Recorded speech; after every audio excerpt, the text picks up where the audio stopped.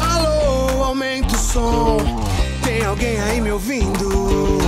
Hein? Um novo dia chegou.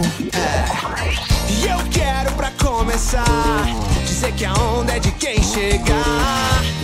Então não tô sozinho nessa.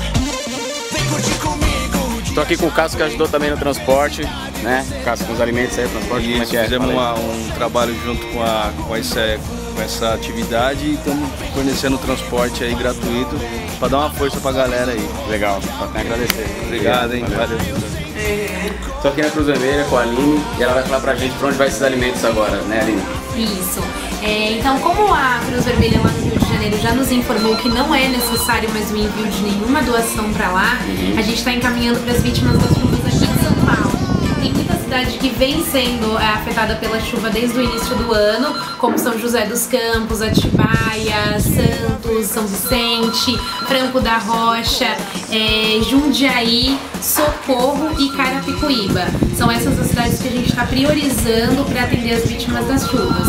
O estado de Santa Catarina, a gente já enviou 44 toneladas nesse último fim de semana e a gente está aguardando também o parecer deles e estamos em alerta para enviar mais. Então pode ser que essas doações também sejam encaminhadas para lá. Legal.